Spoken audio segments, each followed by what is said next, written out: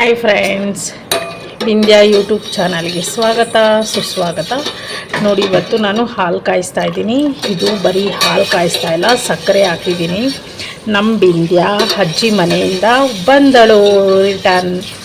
ಅದಕ್ಕೆ ಅವಳಿಗೆ ಇವಾಗ ಚಾಕ್ಲೇಟ್ ಐಸ್ ಬೇಕಂತೆ. ಕುಲ್ಫಿ ಮಾಡಿಕೊಟ್ಟಿದ್ನಲ್ಲ ಲಾಸ್ಟ್ ಟೈಮು, ನಿಮಗೂ ಗೊತ್ತಿದೆ. ವಿಂಧ್ಯ ಯೂಟ್ಯೂಬ್ ಚಾನಲ್ ಯಾರು ನೋಡ್ತಿರ್ವೋ ದಯವಿಟ್ಟು ನೋಡಿ, ಅದರಲ್ಲಿ ಇದೆ.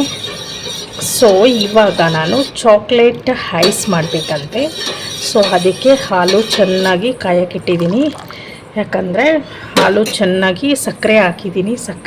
ಇದು ಅರ್ಧ ಲೀಟ್ರು ಹಾಲು, ಸಕ್ಕರೆ 1 ಕಪ್ಪಷ್ಟು ಹಾಕಿದ್ದೀನಿ. ಅಲ್ಲಿ ನಾನು ಅರ್ಧ ಕಪ್ಪಷ್ಟು ಸಕ್ಕರೆನ ಇವಾಗ ತೊಗೊಂಡು ಅದಕ್ಕೆ ಹಾಕ್ತೀನಿ.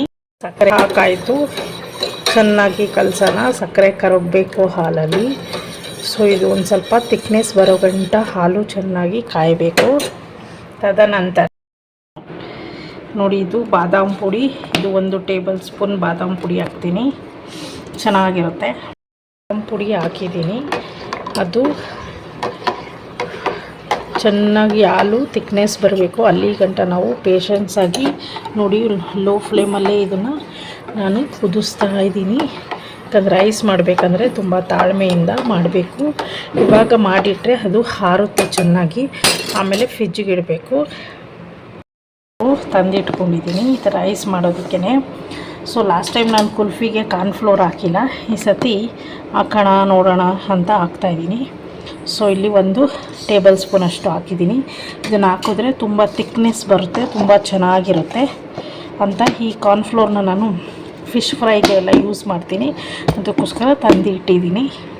ಇವಾಗ ಏನು ಮಾಡ್ತೀನಿ, ಇದೇ ಹಾಲು ಕಾಯ್ತಾ ಇದೆಯಲ್ಲ, ಇದೇ ಹಾಲನ್ನ ಎತ್ಕೊಂಡು ಇಲ್ಲಿ ಒಂದು ಸ್ವಲ್ಪ ಹೀಗೆ ಹುಯ್ತೀನಿ. ಇದನ್ನು ಚೆನ್ನಾಗಿ ಗಂಟಿಲ್ದಿರೆ ಮಿಕ್ಸ್ ಮಾಡ್ಕೊಬೇಕು ಕಾರ್ನ್ಫ್ಲೋರ್ ಜೊತೆಗೆ. ಆವಾಗ ಹಾಲು ತಿಕ್ನೆಸ್ ಬರುತ್ತೆ. ಈ ಕಡೆ ಹಾಲು ಕಾಯ್ತಾ ಇದೆ. ಸೊ ಈ ವಿಡಿಯೋ ನಿಮಗೆ ಇಷ್ಟ ಆದರೆ ಲೈಕ್ ಮಾಡಿ, ಶೇರ್ ಮಾಡಿ, ಪಕ್ಕದಲ್ಲಿರೋ ಬೆಲ್ ಐಕನ್ ಕ್ಲಿಕ್ ಮಾಡಿ. ಮುಂದೆ ನಾನು ಹಾಕೋ ವಿಡಿಯೋ ಎಲ್ಲ ನಿಮಗೆ ನೋಟಿಫಿಕೇಷನ್ ಮೂಲಕ ಬಂದು ತಲುಪುತ್ತೆ.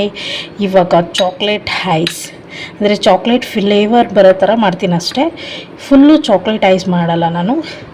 ಸೊ ಮೂರ್ತಿಯವರು ಒಂದು ಚಾಕ್ಲೇಟ್ದು ತಂದಿಟ್ಟಿದ್ದಾರೆ, ಅದು 4 ಚೆನ್ನಾಗಿರುತ್ತೆ ಅಂತ ಹೇಳಿದ್ರು.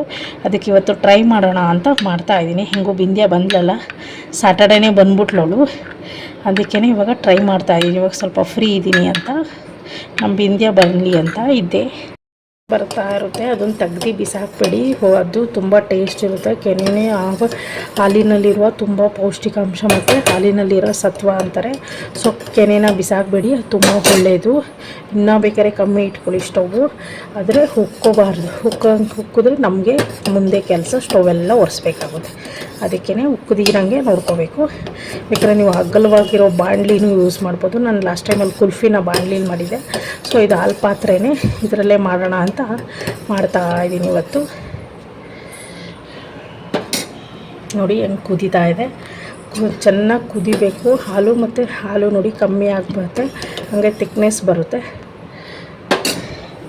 ಸೊ ಇಲ್ಲಿ ಕೂಡ ಇದು ರೆಡಿ ಆಯಿತು.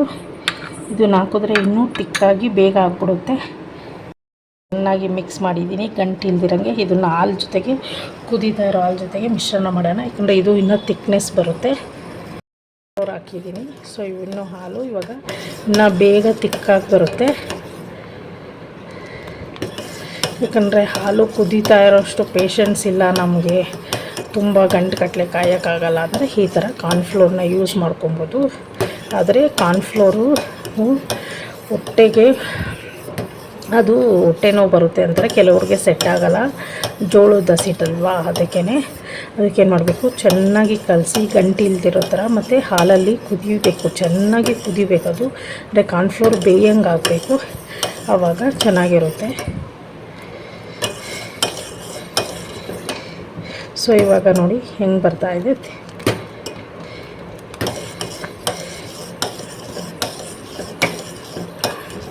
ಅರ್ಧ ಲೀಟ್ರ್ ಹಾಲು ಆಲ್ಮೋಸ್ಟ್ ಕಮ್ಮಿ ಆಗ್ತಾ ಬರುತ್ತೆ, ಸ್ವಲ್ಪ ಸ್ವಲ್ಪನೇ ಕುದ್ದಿ ಆವಾಗ ಹಾಲು ಗಟ್ಟಿ ಆಗೋ ಥರ ಗೊತ್ತಾಗುತ್ತೆ ನಮಗೆ.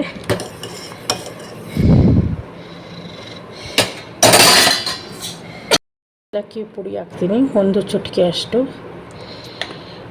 ಸೊ ಅದು ಒಳ್ಳೆ ಫ್ಲೇವರ್ ಕೊಡುತ್ತೆ. ಮತ್ತು ಏಲಕ್ಕಿ ಪುಡಿ ತುಂಬ ಒಳ್ಳೆಯದು. ನೋಡಿ, ಹಾಕಿದ್ದ ಮೇಲೆ ತಿರುಗಿಸ್ತಾ ಇರಬೇಕು, ಕೈ ಬಿಡ್ದಂಗೆ ನಿಧಾನಕ್ಕೆ ತಿರುಗಿಸ್ಬೇಕು.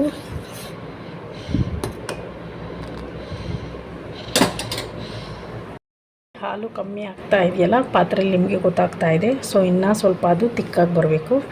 ಸೊ ಅದಕ್ಕೋಸ್ಕರ ಈ ಥರ ಉಕ್ಕು ಬರ್ತೈತೆ ಅಂದಾಗ ಹಿಂಗೆ ತಿರುಗಿಸ್ತಾ ಇರಬೇಕು. ನೋಡಿ,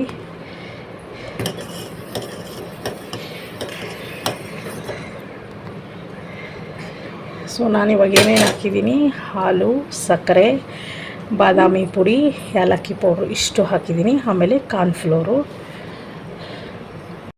ಫ್ಲೇವರ್ ಬರೋಕ್ಕೆ ಇದನ್ನು ನಾನು ಹಾಕ್ತಾಯಿರೋದು. ಮೂರ್ತಿಯವರು ಹೇಳಿದ್ರು ಇದು ಹಾಕು ಚೆನ್ನಾಗಿರುತ್ತೆ ಐಸ್ ಕ್ರೀಮ್ಗೆ ಅಂತ. ಸೊ ಅದಕ್ಕೆ ಇವತ್ತು ಹಾಕ್ತಾಯಿದ್ದೀನಿ. ಸೊ ನೋಡೋಣ ಹೇಗೆ ಬರುತ್ತೆ ಇದು. ಫಸ್ಟ್ ಟೈಮ್ ನಾನು ಚಾಕ್ಲೇಟ್ ಫ್ಲೇವರು ಆ್ಯಡ್ ಮಾಡ್ತಾಯಿರೋದು. ಯಾವಾಗೂ ನಾನು ಕುಲ್ಫಿನ ಮಾತ್ರ ಮಾಡ್ತಿದ್ದೆ, ಬಾದಾಮ್ ಕುಲ್ಫಿ. ಇವಾಗ ಚಾಕ್ಲೇಟ್ ಕುಲ್ಫಿ ಮಾಡೋಣ ಅಂತ ಮಾಡ್ತಾಯಿರೋದು. ನೋಡಿ, ಈ ಥರ ಉಪ್ಪು ಬರ್ತಾ ಇರುತ್ತೆ. ಟಕ್ಕಂತ ನಾವು ತಿರುಗಿಸ್ತಾ ಇರಬೇಕು, ಇಲ್ಲಾಂದರೆ ಸ್ಟವ್ ಎಲ್ಲ ಒರೆಸ್ಬೇಕಾಗುತ್ತೆ, ಮತ್ತು ಡಬಲ್ ಕೆಲಸ. ಅದಕ್ಕೋಸ್ಕರ ಸ್ವಲ್ಪ ಮುಂಜಾಗ್ರತೆ ವಹಿಸಿದ್ರೆ ನಮಗೆ ಕೆಲಸ ಕಮ್ಮಿ ಆಗುತ್ತೆ. ನೋಡಿ, ಹಾಲು ಹೆಂಗೆ ತಿಕ್ಕಾಗಿದೆ. ಸೊ ನೋಡಿ, ಇವಾಗ ಚಪಾತಿ ಮಾಡಾಯಿತು. ಸೊ ತವ ಅಲ್ಲೇ ಇಟ್ಬಿಟ್ಟಿದ್ದೀನಿ, ಬಿಸಿ ಇದೆ ಅಂತ. ನೋಡಿ, ಇವಾಗ ಇದು ಫ್ಲೇವರ್ ಹಾಕ್ತಾಯಿದ್ದೀನಿ, ಚಾಕ್ಲೇಟ್ ಫ್ಲೇವರ್. ಸೊ 2 ಪ್ಯಾಕೆಟು ಹಾಕು ಅಂದಿದ್ದಾರೆ, ಅದಕ್ಕೆ ಹಾಕ್ತಾಯಿದ್ದೀನಿ. ನೋಡಿ, ಹಾಕಿದ್ಮೇಲೆ ಎಷ್ಟು ಗಮ್ ಅಂತ ಇದೆ ಗೊತ್ತಾ, ಚಾಕ್ಲೇಟು ಆ ಸ್ಮೆಲ್ಲು ನಿಜ ಒಳ್ಳೆ ಘಮ ವಾಸನೆ ಬರ್ತಾಯಿದೆ. ಅವಳಿಗೆ ನೋಡಿ ಎಮ್ಮಿ ಅಂತವಳೆ. ಸೊ ನೋಡಿ, ಎಷ್ಟು ತಿಕ್ಕಾಗಿದೆ ನೋಡಿದ್ರ. ಸೊ ಇದು ಕಂಪ್ಲೀಟಾಗಿ ಫುಲ್ಲು ತಣ್ಣಗಾಗ್ಬಿಡ್ಬೇಕು, ಆಮೇಲೆ ಫ್ರಿಜ್ಜಲ್ಲಿ ಇಡಬೇಕು. ದಯವಿಟ್ಟು ಯಾರು ಬಿಸಿಗೆ ಇಡಬೇಡಿ, ಫ್ರಿಜ್ ಹಾಳಾಗ್ಬಿಡುತ್ತೆ. ಫುಲ್ಲು ಕಂಪ್ಲೀಟಾಗಿ ತಣ್ಣಗಿಡಬೇಕು, ತಣ್ಣಗಾಗಬೇಕು. ಆಮೇಲೆ ಇದನ್ನು ಐಸ್ ಕ್ಯೂಬ್ಗೆ ಉಯ್ದಿಗಿಟ್ರೆ ಚಾಕ್ಲೇಟ್ ಐಸ್ ಕ್ಯೂಬ್ ರೆಡಿ ಆಗುತ್ತೆ. ನೋಡಿ, ಇದು ಮಾಡಿದ್ದು ಚಾಕ್ಲೇಟ್ ಕುಲ್ಫಿ ಐಸ್ತು ತಣ್ಣಗಾಯಿತು. ಇವಾಗ ಅದಕ್ಕೆಲ್ಲ ಸ್ಟೋರೇಜ್ ಅಂತ ಒಂದು ಲೋಟದಲ್ಲಿ ಉಯ್ತಾ ಇದ್ದೆ. ಆಮೇಲೆ ಬಿಂದಿಗೆ ಬದಲು ನಾನು ಉಯ್ತೀನಿ ಅಂತ ಸರಿ ಅವಳಿಗೆ ಕೊಟ್ಟೆ. ಅವಳು ಫಿಲ್ ಮಾಡ್ತಾ ಇದ್ದಾಳೆ. ಸೊ ಅದು ಎಲ್ಲ ಫಿಲ್ ಮಾಡಿ ಇನ್ನೂ ಮಿಕ್ಕಿತ್ತು, ಯಾಕೆ ವೇಸ್ಟ್ ಮಾಡೋದು ಅಂತ ನಾನು ಒಂದು ಗಾಜಿನ ಬಟ್ಟಲು ಮತ್ತು ಒಂದು ಗಾಜಿನ ಲೋಟದಲ್ಲಿ ಇಟ್ಬಿಟ್ಟು ಗುಡ್ಡೆ ಬಿಸ್ಕೆಟ್ ಪೇಪರ್ ಬರುತ್ತಲ್ಲ ಅದನ್ನು ಪ್ಯಾಕ್ ಮಾಡಿ ರಬ್ಬರ್ ಬ್ಯಾಂಡ್ ಸ್ವಲ್ಪ ಹಾಕಿ ರೆಫ್ರಿಜರೇಟರಲ್ಲಿ ಇಟ್ಟೆ. ಬೆಳಗ್ಗೆ ಒಂದು 11-12 ಗಂಟೆ ಕೊಟ್ಟೆ ಒಳಗೆ. ಸಕ್ಕತ್ತಾಗಿತ್ತು ಐಸ್ ಮಾತ್ರ, ಟೇಸ್ಟಿಯಾಗಿತ್ತು. ನೀವು ಮನೆಯಲ್ಲಿ ಟ್ರೈ ಮಾಡಿ ನೋಡಿ. ಚಾಕ್ಲೇಟ್ ಕುಲ್ಫಿ ಇದು ತುಂಬ ಸಕ್ಕತ್ತಾಗಿದೆ, ಟೇಸ್ಟ್ ಅಂತ ಅದ್ಭುತವಾಗಿ ಬಂದಿತ್ತು. ಐಸ್ ಕೋನಿರುತ್ತೆ,